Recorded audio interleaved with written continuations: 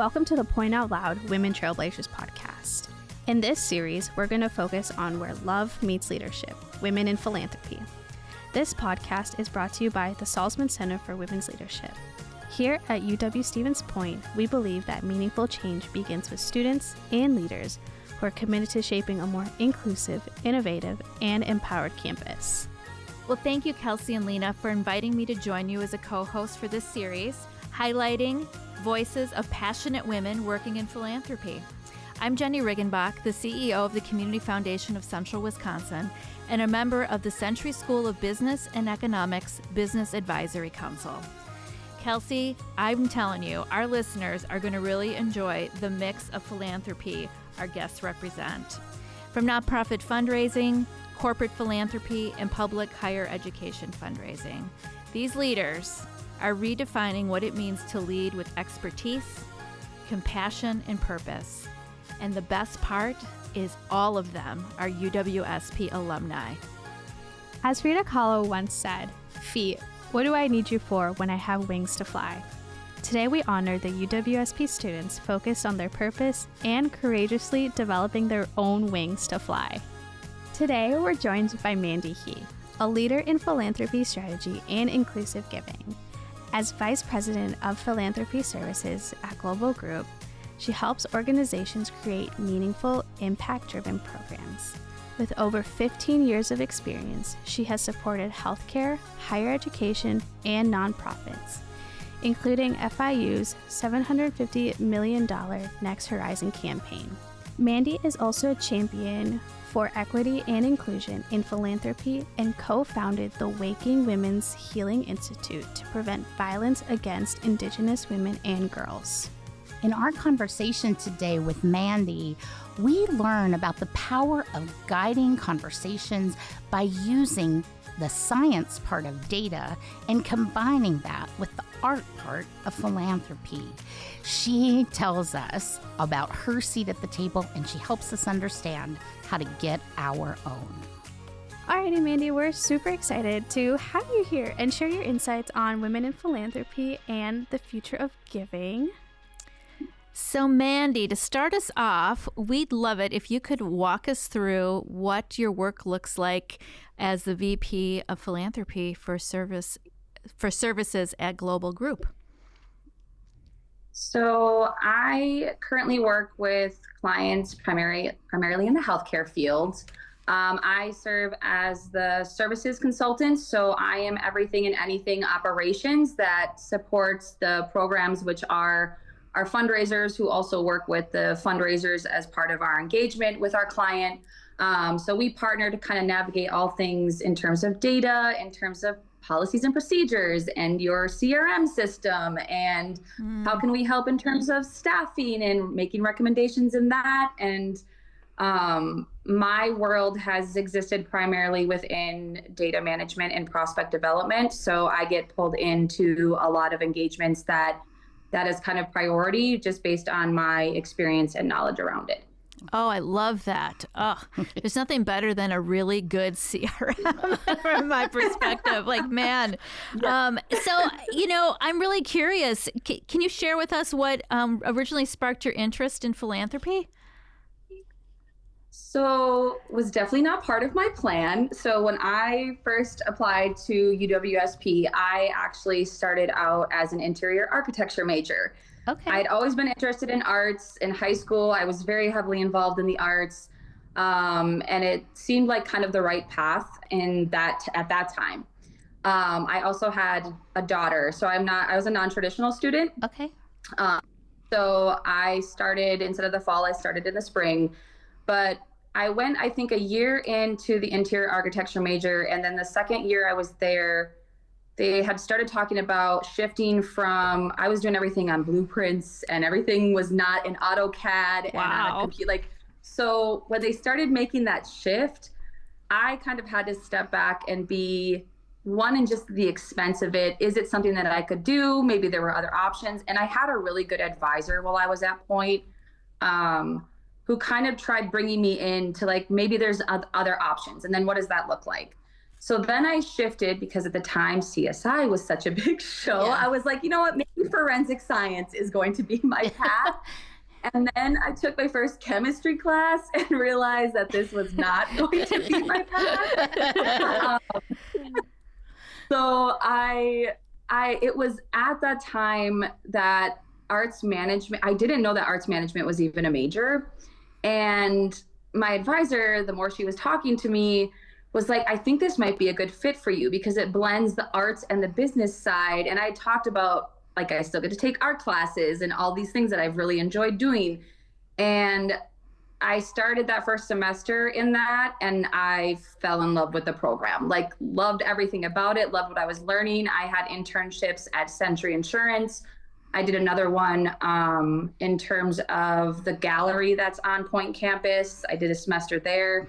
And then my final one was an externship where the advisory team there got me set up with the City of Tempe Center for the Arts. Wow. And I did that in Arizona first. It was such a good process, and I truly enjoyed learning both sides of it. It's just outwardly, like, I am not in arts management in my career, but at least it got me to the start of philanthropy. And because my first job outside of that was with a small ballet company as their database manager, their development manager. So I managed their annual fund, but I also managed their database.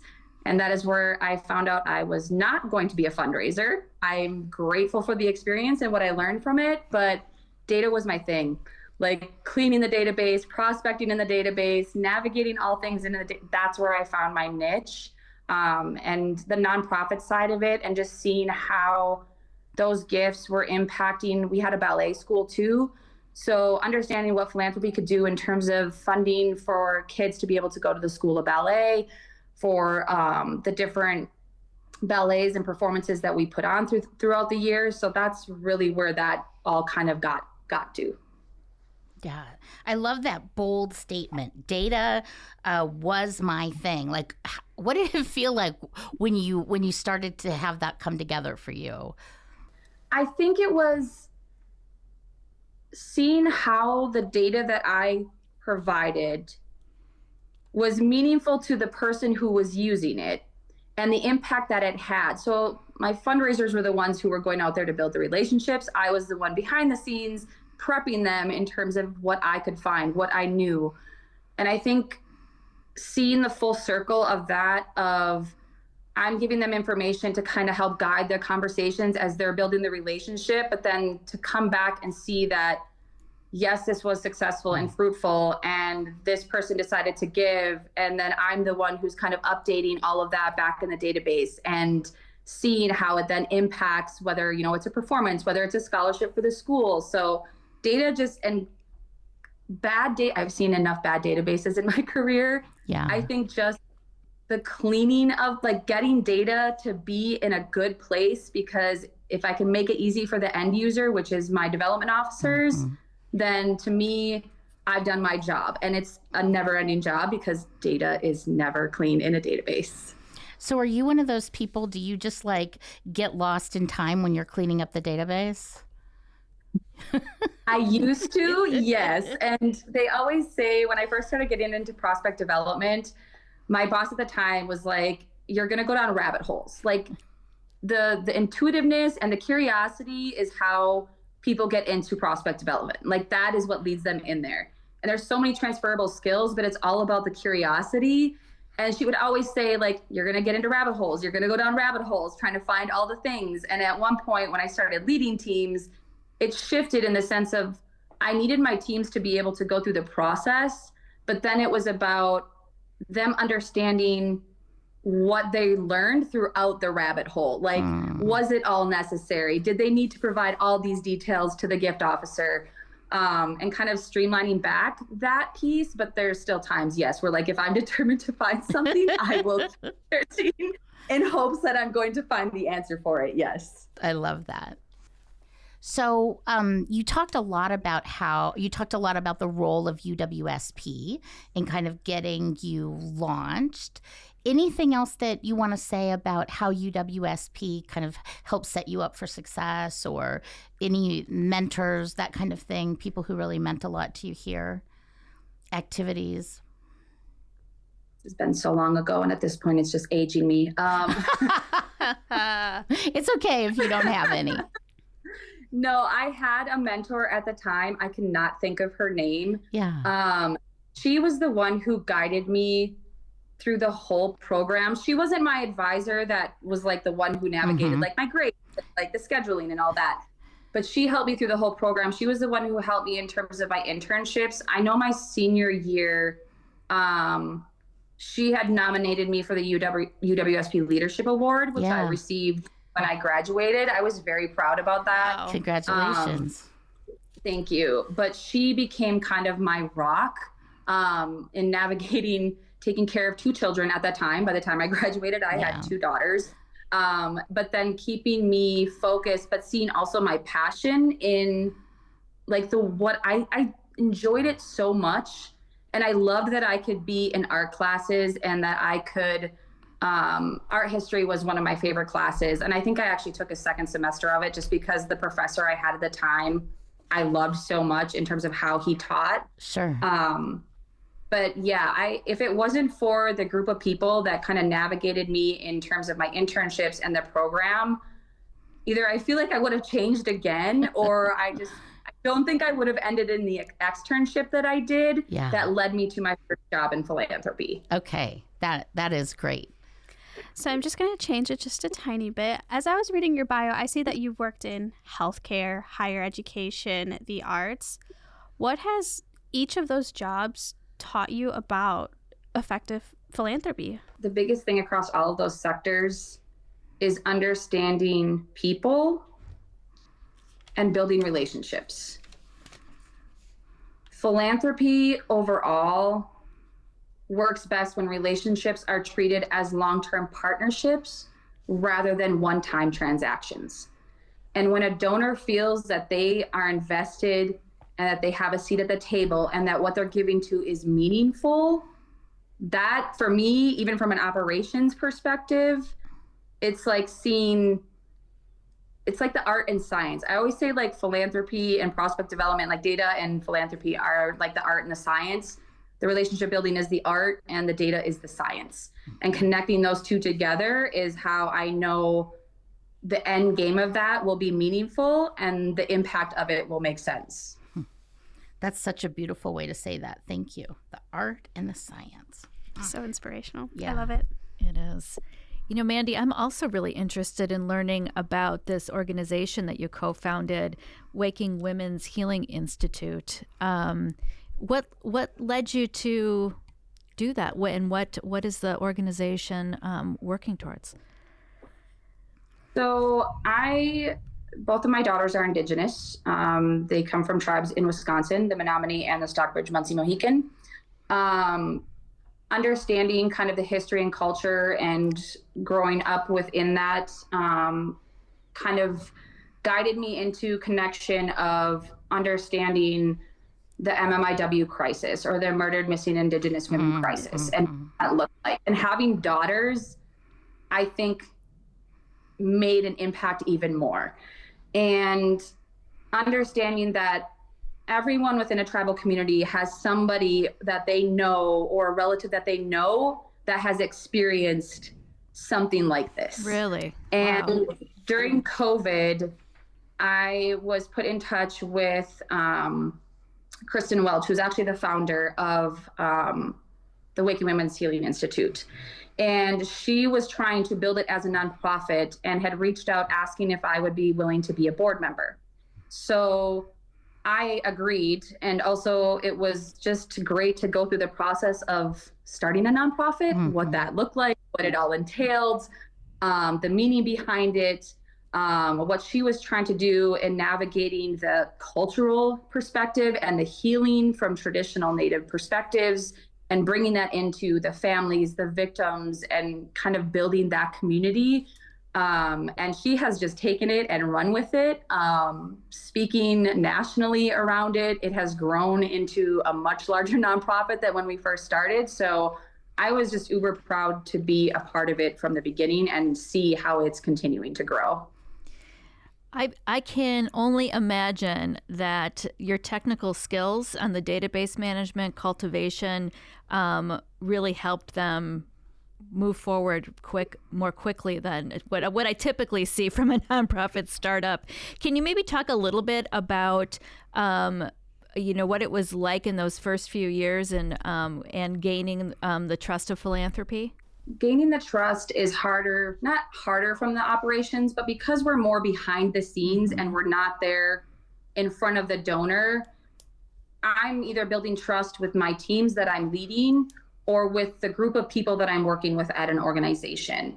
And from a data perspective, and for how OCD I can be at times, it's always coming in with a plan. And being strategic. And I feel like it's never about, I've worked with people who sometimes get into the weeds, but they can't see the bigger picture of like, I know I need to get from A to Z and what are all the steps in between, but I need to figure out how what I'm doing is impacting the end result. What is that end result? How do we get to the end result? But also not getting so pulled into all the weeds of things that I'm also keeping things moving forward, keeping my teams moving forward. Sometimes we're pivoting. In operations, we say that I feel like we constantly pivot and have to adapt. And with data as evolving every day as it is, and technology, I feel like it's a never ending, we're just learning constantly to stay ahead of the game. But I think that helps in terms of advancing that forward and building that trust. And the more that we can show that either the data is accurate, that the data has a meaningful impact, that we're visualizing the data in the right way, we're being inclusive in the way that we're presenting data, the way that we're acquiring data, the way that we're tracking data, all of those things, and being intentional about it, gain the trust of the people that I work with and the people that I've led. So you built a matrix in my brain.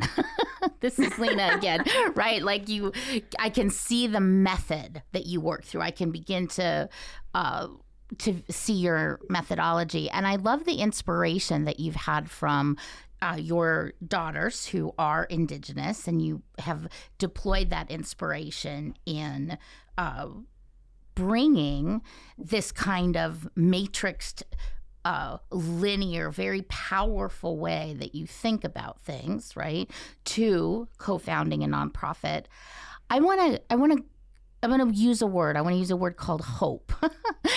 And hope might be less linear or less logical. I don't know. I'm curious about your answer to this question. When you think about women, you, your daughters, the women around you, all of us, and our role in society right now, right? And you're seeing through a lens most of us don't have, right? The MMIW movement. You know about that movement. Many Americans don't. You understand the statistics and the devastation that arises from that.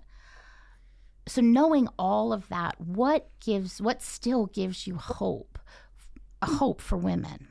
I think and I see more things that have been done at a national level in supporting this movement and funding this movement. I know there's a lot more nonprofits out there that also live within the MMIW space. I know there's podcasts around it.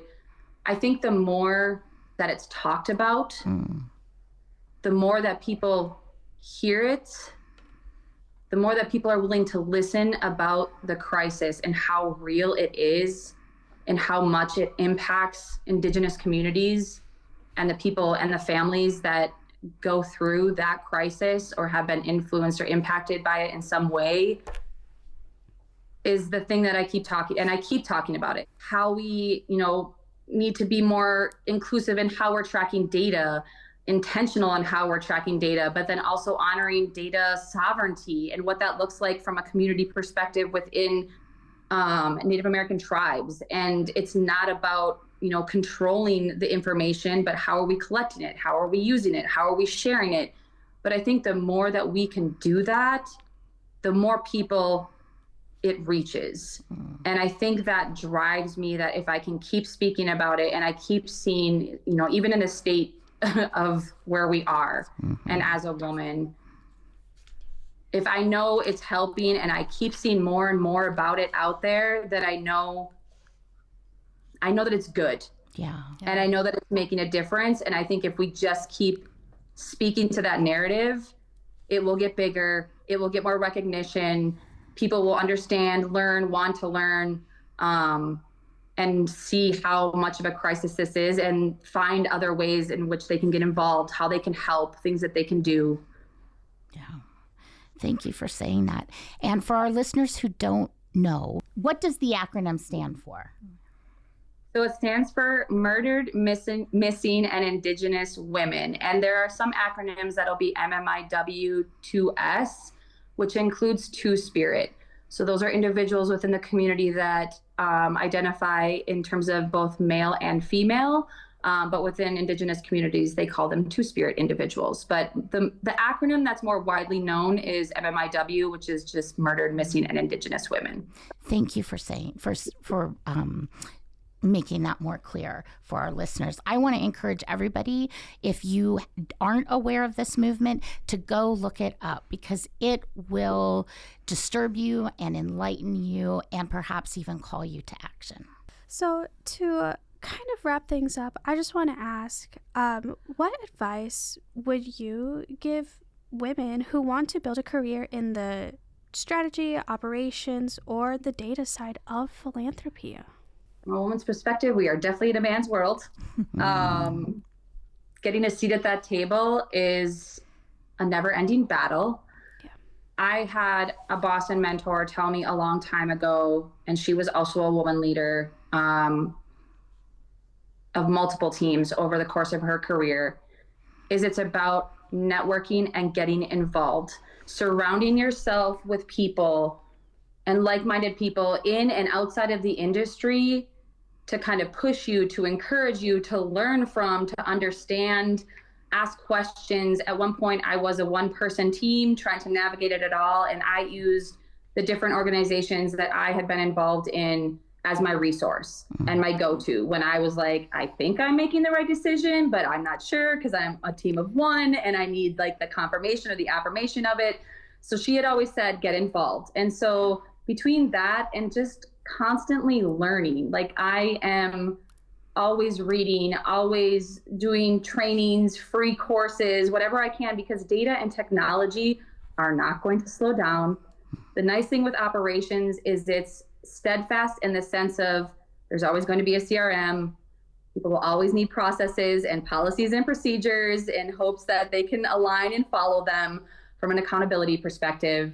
But I think between just networking and getting involved and just constantly learning are the two biggest lessons that I've learned from a woman to kind of push into that career and break kind of the glass ceiling of, I do have a seat at the table and I'm bringing a different perspective to it in a way as well. And the collaboration around what that looks like is kind of how I would say, just keep pushing, keep driving, keep learning. Mandy, this has been a deeply inspirational conversation. Yeah. I just wrote down what you said. I have a seat at the table and put hearts around it. Just because like I think about it as like I'm starting my career, I want to have a seat at that table. As a young professional, I want to put my voice out there to whoever wants to listen and whoever wants to hear my opinion. I think is super important. Yep. Yeah. Yep. Well, we're so glad you chose UWSP as a non-trad, and that I loved your story of how you pathed through the school and, harvested what you needed, and then actually you've been able to put that in practice through a very rewarding and powerful career. So thanks for being with us today, Mandy. Thank you. I appreciate it. Yeah. Thank you for inviting me to be on this as well. You're welcome. Thank you. Thank you for joining us in our 8th podcast series. We've focused on where love meets leadership, women in philanthropy. We hope these stories inspire you to step up, speak out, and make a difference in your own communities. Our guest host, Jenny Riggenbach, is often saying to me, be curious. I have to be honest, sometimes I hear her say that and I just don't even know what it means. But when I review this series, I think it's crystal clear to me. It's about opening your eyes, opening your ears, and asking really good questions, and then paying attention. I hope we can all carry that call to action to be curious forward with us in everything we do. Be sure to tune in into our next series where we will continue to amplify the voices of those creating meaningful impact. Until then, keep pushing forward, keep advocating, and keep driving change.